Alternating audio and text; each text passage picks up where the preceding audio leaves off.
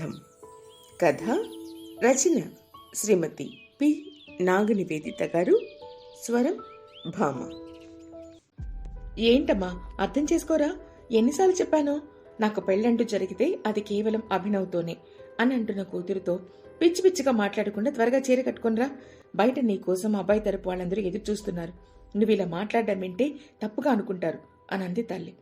ఎవరో వింటారు అని, ఏదో అనుకుంటారని మౌనంగా ఉండడానికి నేనేమీ తప్పు మాట్లాడడం లేదు. అయినా నేనేమి నాకు పెళ్లి కావాలి, పెళ్లి కొడుకుని చూడండి అని మిమ్మల్ని ప్రాధాయపడలేదు కదా. అప్పుడు ఎవరు నా కోసం ఏమనుకుంటే నాకేంటి అని అంది ఆమె. గొడవ చెయ్యొద్దు అన్విత, బయట వాళ్ళున్నారు, వింటే మా పరువు పోతుంది అని అంది తల్లి. మీ పరువు తీసే అంత పని నేనేమీ చేయటం లేదు. నా మనసులో మాట చెప్పాను. మీరేని సంబంధాలు చూసినా తెచ్చినా ఇదే మాట చెప్తాను. ఇంకా నన్ను బలవంతం చేశారంటే బయటికి వెళ్లి తిన్నగా వాళ్లతోనే ఇష్టం లేదు పొమ్మని చెప్పేస్తాను. జాగ్రత్త.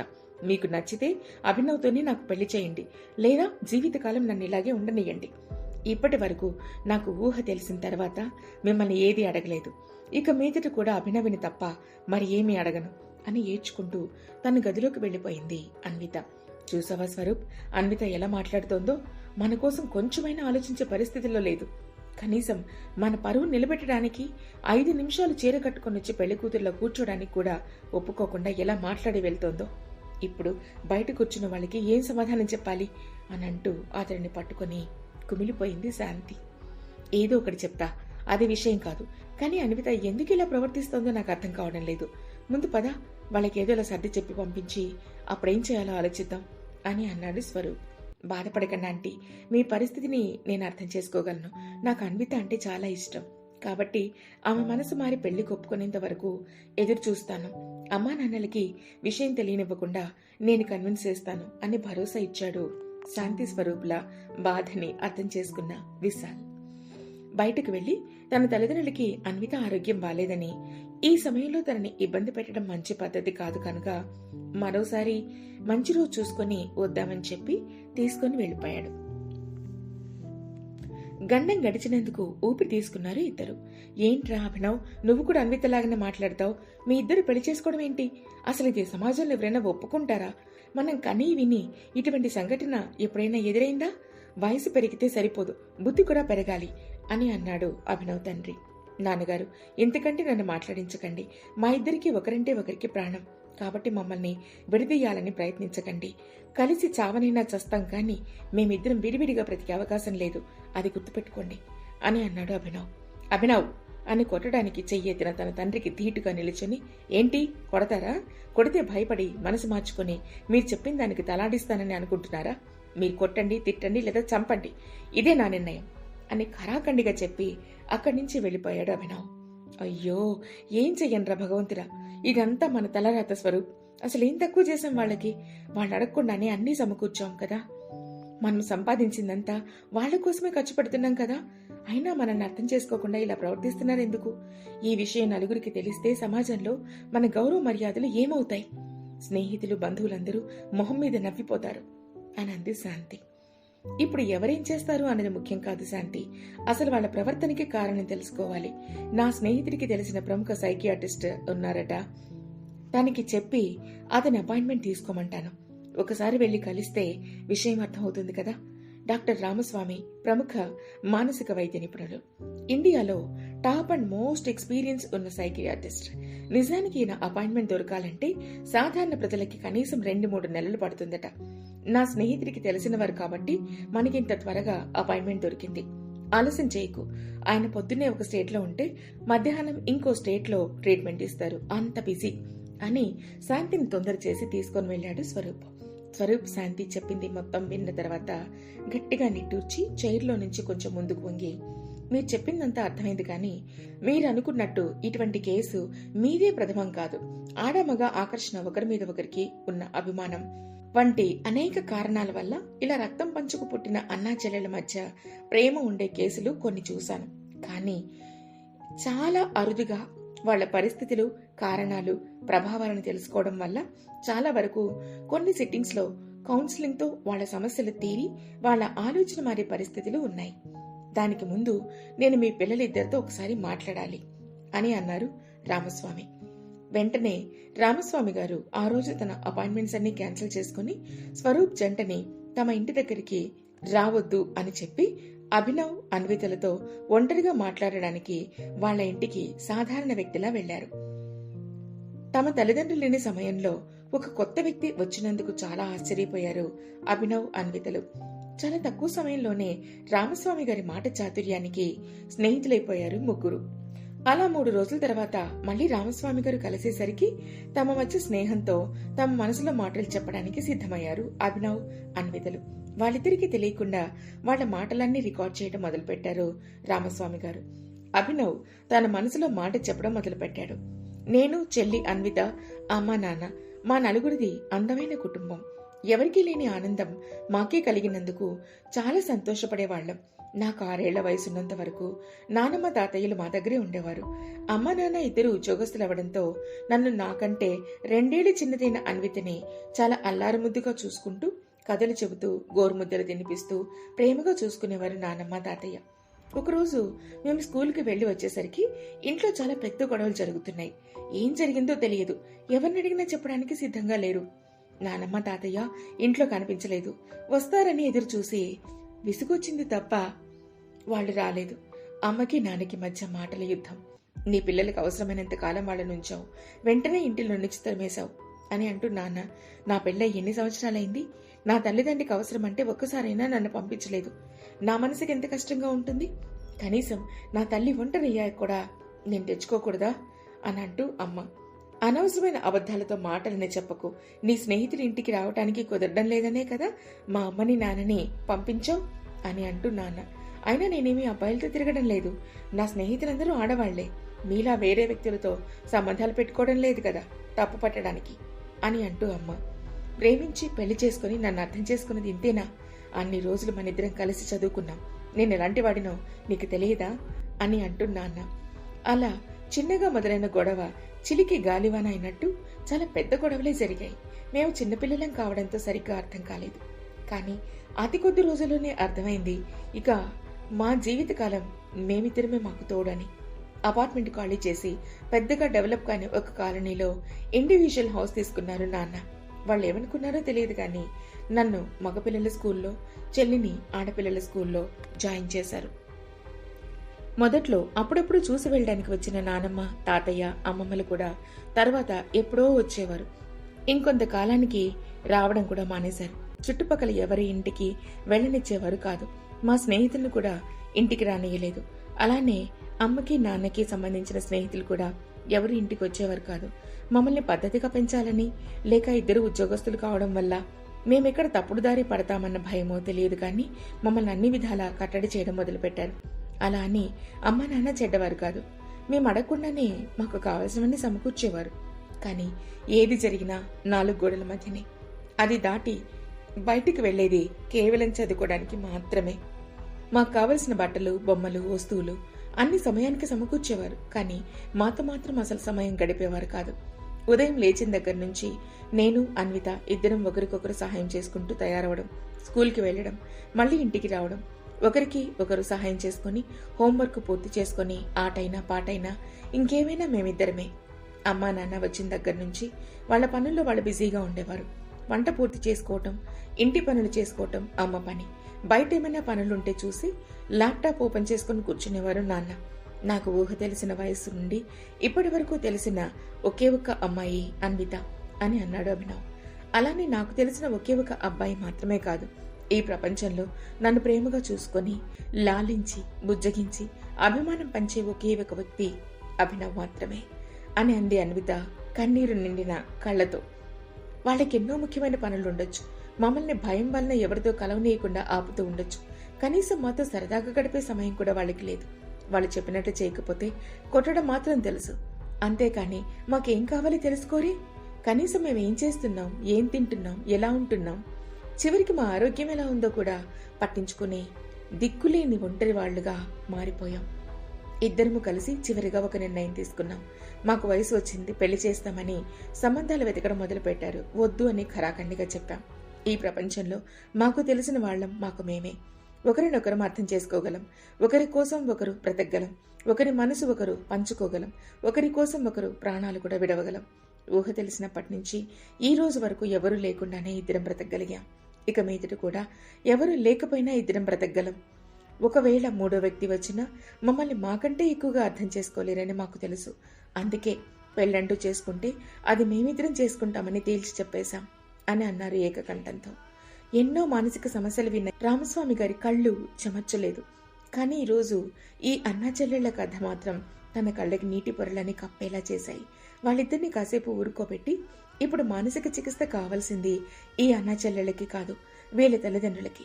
వాళ్ళ తప్పేంటో వాళ్ళకి తెలిసేలా చేయటం ఒక్కటే ఈ సమస్యకి పరిష్కారమని దృఢంగా నిర్ణయించుకున్నారు. వాళ్ళిద్దరూ మామూలు స్థితికి వచ్చిన తర్వాత మీరు తీసుకున్న నిర్ణయం చాలా కరెక్ట్ అని మెచ్చుకొని జాగ్రత్తలు చెప్పి అక్కడి నుండి మౌనంగా వెళ్లిపోయారు రామస్వామి. ఏంటండి, ఇప్పటికి 4 వారాలుగా మమ్మల్ని తిప్పుతున్నారు. ఏదో చిన్నపిల్లలకి చెప్పినట్లు కూర్చోబెట్టి బంధాలు వాటి విలువలు అంటూ లెక్చర్లు ఇచ్చి అనవసరంగా మా సమయం వృధా చేస్తున్నారు. అసలు మీరు మానసిక చికిత్స చేయవలసింది మా పిల్లలకి అన్న విషయం కూడా మర్చిపోయినట్లున్నారు. ఏదో మంచి పేరున్న డాక్టర్ కదా అని మిమ్మల్ని ఆశ్రయిస్తే మీ ప్రవర్తన ఇంత విచిత్రంగా ఉంది. ఇక మీ కౌన్సిలింగ్ మాకొద్దు, మీ చికిత్స మాకు అవసరం లేదు. పోనీలే పిల్లలు కదా అని ఇప్పటి వరకు అనుకున్నాం. 4 తగిలిస్తే వాళ్లే నోరు మూసుకొని చెప్పినట్లు వింటారు. నమస్తే అని చెప్పి లేచి వెళ్ళిపోతున్న స్వరూప్ శాంతిలకి ఎదురుగా వచ్చి నిల్చున్నారు అభినవ్ ఇంకా అన్వితలు. చాలా బాగుందమ్మా, గొప్పగా ఆలోచిస్తున్నాను నాన్న, మీరు గ్రేట్ అని అంటూ చప్పట్లు కొడుతూ లోపలికి వచ్చారు. ఇప్పటికైనా మీలో మార్పు వస్తుందని, కన్నవారిగా మమ్మల్ని ప్రేమగా చూసుకుంటారని ఎదురు చూసాం. చూడండి, మాది బుద్ధి తక్కువ. మా ప్రవర్తన ఇంతలా మారినా మా బాధ ఏంటో మీకు అర్థమయ్యేలా చెప్పడానికి డాక్టర్ గారు అంతలా ప్రయత్నిస్తున్నా మీరు కనీసం వినడానికి కూడా సిద్ధపడడం లేదు. ఇక మీలో మార్పు రాదని ఆ విషయం మాకు బాగా అర్థమైంది. అలాగే ఒకటి గుర్తుపెట్టుకోండి, మాలో కూడా మార్పు రాదు. ఇక మీదట ఎప్పటిలా కొట్టి తిట్టి లేదా బెదిరించో మీ మాట వినేట్లు చేసుకుందాం అనుకుంటే అది మీ పొరపాటే. ఈరోజు మేము ఇంట్లో నుంచి వెళ్ళిపోతున్నాం. అయినా మాకు తెలుసు, మేమింట్లో ఉన్నా లేకపోయినా మీకు పెద్దగా తేడా ఏమీ ఉండదులేండి. మీకన్నా డాక్టర్ గారు నయం. మా బాధను అడిగి తెలుసుకొని అర్థం చేసుకుని మీకు నచ్చచెప్పే ప్రయత్నం చేస్తున్నారు అని చెప్పి అక్కడి నుంచి వెళ్ళిపోయారు అభినవ్ అన్వితలు. కోపంగా డాక్టర్ రామస్వామి వైపు చూసి, మాతో సమస్య తీరుస్తానని చెప్పి పిల్లల దగ్గరికి వెళ్లి లేనిపోనివి చెప్పి మమ్మల్ని దూరం చేయడానికి ప్రయత్నిస్తున్నారు కదా, అసలు మీరు ఒక డాక్టరేనా అని అన్నాడు స్వరూప్ కోపంగా. డాక్టరే అంకుల్, డాక్టర్ మాత్రమే కాదు, మీరు అల్లుడుగా చేసుకోవాలనుకునే నన్ను కన్న తండ్రి కూడా అని అన్నాడు విశాల్ వెనక నుంచి వస్తూ. విశాల్, నువ్వా? ఏంటిది ఇవన్నీ మీ నాన్నగారు అంటున్నావు? నాకేం అర్థం కావడం లేదు అని అన్నాడు స్వరూప్. మీ ప్రశాంతంగా ఉండి అంతా విని అర్థం చేసుకుంటాను అంటే నేను వివరంగా చెప్తాను అని అన్నారు డాక్టర్ రామస్వామి. మళ్లీ మాయమాటలు చెప్పి మమ్మల్ని మోసం చేయడానికి ప్రయత్నిస్తున్నారా? మీరంతా ఒకటై నన్ను, నా భార్యని, నా బిడ్డలకి దూరం చేయడానికి ప్రయత్నం చేస్తున్నారు. పోలీస్ స్టేషన్కి వెళ్లి మీ మీద కేసు వేయిస్తాను. మా ఆదుపాజ్ఞలో ఉన్న పిల్లల్ని మాకు ఎదురు తిరిగి ఇలా రెచ్చగొడుతున్నందుకు మిమ్మల్ని కోర్టుకి ఇడిస్తాను అని అన్నాడు స్వరూప్. ఆపండి స్వరూప్ గారు, ఇదే మొండి వైఖరితో ప్రేమగా లాలించి అనురాగం ఆప్యాయత పంచవలసిన పిల్లల్ని ఒంటరి పక్షులను చేసి ఎవ్వరికీ చేరువ కాకుండా మీ ప్రేమ కాదు కదా, అసలు మానవ సంబంధం అనేది తెలియనివ్వకుండా పెంచి తప్పు చేసింది మీరు. కోర్టు కేసు అంటే అది మీ మీద అవుతుంది. మౌనంగా కూర్చొని నేను చూపించిన వీడియో చూడండి, తర్వాత నేను చెప్పేది వినండి. ఇంకా మీ ఆలోచన మారకపోతే ఇక మిమ్మల్ని బాగు చేయటం మీ ప్రపంచంలో ఎవరి తరము కాదు అని ఒక వీడియో ల్యాప్టాప్లో ఆన్ చేసి స్వరూప్ శాంతి ముందు పెట్టారు రామస్వామి. మా అమ్మ నాన్న వాళ్ళకున్న పర్సనల్ భయాలతో మమ్మల్ని కట్టడి చేసి అలానే మాతో సరదాగా గడిపితే ఎక్కడ మితిమీరుతామోనని దూరం పెడుతున్నా భరించగలుగుతున్నాం. కానీ అందరి తల్లిదండ్రులను చూస్తుంటే మాకు కూడా అటువంటి తల్లిదండ్రులు కావాలనిపిస్తుంది. మమ్మల్ని అర్థం చేసుకోకపోయినా పర్వాలేదు, కనీసం మా మీద ప్రేమను చూపించినా చాలు అనే స్థితికి వచ్చాం. అసలు బంధువులు, స్నేహితులు, చుట్టాలు అనేవారితో సంతోషంగా సమయం గడిపితే ఎలా ఉంటుందో కూడా మాకు తెలియదు. నా జీవితంలో చాలా సంవత్సరాలు అలా ఒంటరిగానే గడిచిపోయాయి. ఒక మాటలు రాని రిక్షా డ్రైవర్ సరిగ్గా సమయానికి వచ్చి స్కూల్లో దింపి వెళ్ళిపోయేవారు. మళ్లీ స్కూల్ సమయం పూర్తయ్యేపాటికి తీసుకుని వెళ్ళడానికి వచ్చేవారు. అది మొదలు మళ్లీ ఇద్దరం భయంగా ఉండడమే. 8ంటికి అమ్మ వచ్చేది. అలసిపోయి ఉంటాను, చాలా పని ఉంది, దయచేసి నన్ను అల్లరి పెట్టకండి అని అంటూ సరాసరి తన రూమ్లోకి వెళ్లి ఫ్రెష్ అప్ అయి వచ్చి వంటింట్లో తనకి తోచింది ఏదో ఒకటి వండి టేబుల్ మీద పెట్టి తాను కొంచెం తిని మాకు నచ్చినప్పుడు తినమని చెప్పి వెళ్లి పడుకునేది. రాత్రి 9 దాటిన తర్వాత వచ్చిన నాన్న తనకు నచ్చిందేదో తిని తన గదిలోకి వెళ్లి ల్యాప్టాప్లో పని చేసుకుంటూ నిద్రలోకి జారుకునేవారు. ఒక్కొక్క రోజు విసుగ్గా ల్యాప్టాప్ పక్కనే పడేసి అలా సోఫాలోనే పడుకునేవారు. అమ్మా నాన్న గోరుముద్దలు తినిపిస్తూ కథలు చెప్తున్నట్టు ఊహించుకుంటూ నాకు అన్వితకి నేను అన్నం కలిపి పెట్టుకుని కథలు చెప్పుకునేవాళ్ళం. ఎన్ని సంవత్సరాలు ఇలా గడిచిపోయాయో తెలియదు. ఏ స్నేహితులతో మాట్లాడదామన్నా భయమే. ఎందుకంటే మావి సెయింట్ జోసెఫ్ స్కూల్ కావడం వల్ల డిసిప్లిన్ ఎక్కువ. స్కూల్ పూర్తయిన వెంటనే రిక్షా రెడీగా ఉండేది. పోనీ కాసేపు ఎవరితో అయినా మాట్లాడదామంటే ఎవరింటికి మేము వెళ్ళకూడదు, ఎవరూ మా ఇంటికి రాకూడదు. మా నుండి స్కూల్లో ఎటువంటి కంప్లైంట్ రాకూడదు. ఇందులో ఏది జరిగినా నాన్నలో ప్రళయరుద్రుణ్ణి చూడవలసి వచ్చేది. ఒళ్ళు హూనమయ్యేలా చితకబాదేవారు. జీవితం అంటేనే విసుగు పుట్టిన సమయానికి నా ఇంటర్మీడియట్లో పరిచయం అయ్యాడు విశాల్. మొదట్లో నేను పరాగ్గా ఉండడం చూసి కొన్ని రోజులు నాతో మాట్లాడకపోయినా నెమ్మదిగా నా మనసులో బాధ తెలుసుకొని నాతో జతకట్టాడు. ఇక కాలేజీలో నెమ్మదిగా నేను విశాల్తో కలిసి కొత్త జీవితాన్ని చవిచూడడం మొదలుపెట్టాను. విశాల్ నాన్నగారు ఒక పెద్ద పేరున్న డాక్టర్ అయినప్పటికీ తనతో చాలా సరదాగా ఉండేవారు. ఒకరోజు నేను భయపడుతున్నా వినకుండా కాలేజ్ అయిపోయే సమయానికి నిన్ను ఇక్కడ ఉండేలా చేస్తా అని దొంగతనంగా కాలేజీ సమయంలో మేము హాజరు పలికిన తర్వాత ఎవరికీ తెలియకుండా నన్ను వాళ్ళ ఇంటికి తీసుకుని వెళ్ళాడు. ఇంద్రభవనంలా ఇంటిలో 2-3 నౌకర్లతో చాలా అందంగా ఉంది విశాల్ ఇల్లు. ఆ రోజు వాళ్ళ అమ్మగారు చెల్లి లంచ్ తినడానికి మా కోసం ఎదురు చూస్తూ ఉన్నారు. ఎమర్జెన్సీ కేసు వల్ల తాను లంచ్కి రాలేకపోయినా ఆ సమయం ఫోన్లో మాట్లాడుతూ మాతో సరదాగా కాసేపు గడిపి తన పనిలోకి వెళ్లారు విశాల్ తండ్రి. ఆ రోజు అక్కడ ఉన్న సమయం అంతా తెలియకుండా అయిపోయింది. ఒక కుటుంబం అంటే ఇంత సంతోషంగా ఉంటారా, ఇంత ఆనందంగా మాట్లాడుకుంటారా, ఇంత ప్రేమ ఆప్యాయతలు పంచుకుంటారా అని ఆశ్చర్యపోయాను. తను చెప్పిన ప్రకారం వాళ్ళ నాన్నగారు క్షణం తీరికలేనంత గొప్ప డాక్టర్ అయినప్పటికీ అందరూ కలిసి భోజనం చేసేటప్పుడు తాను లేని బాధ తెలియకూడదనే ఆలోచన ఉన్న గొప్ప వ్యక్తి. ఆ రోజు నుండి నాకు తెలియకుండానే నాలో ఏదో ధైర్యం ఇంకా ఆశ ఎప్పటికప్పుడు నన్ను విశాల్ ఇంటికి వెళ్లేలా చేశాయి.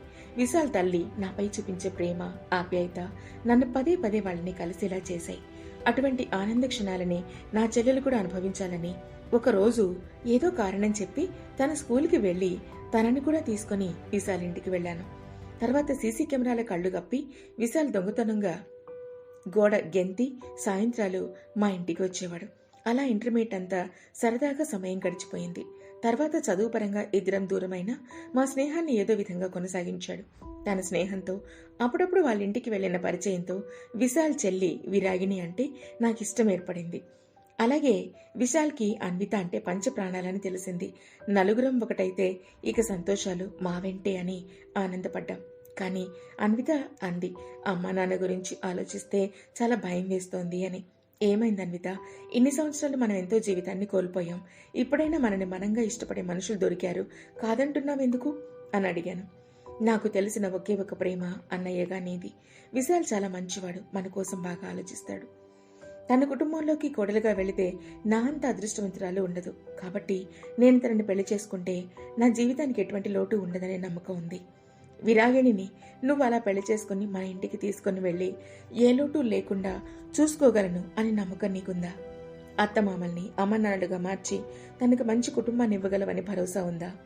మనిద్దరం చిన్నప్పటి నుంచి గడిపిన జీవితమే నువ్వు విరాగిని పెళ్లి చేసుకుని తీసుకువెళ్లి మన ఇంట్లో గడిపితే ఇక లాభం ఏముంది?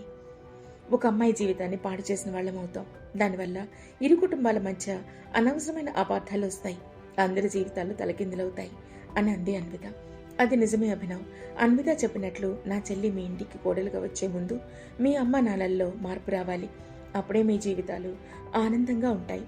దానికోసం మనం బాగా ఆలోచించి ఏదైనా మార్గం కనిపెట్టాలి అని అన్న విశాల్ మాటలకి నా దగ్గర ఒక మార్గం ఉంది, కానీ వినడానికి కొంచెం విచిత్రంగా ఉంటుంది అని అన్విత చెప్పిన ఆలోచనకి అందరం సరే అన్నాం.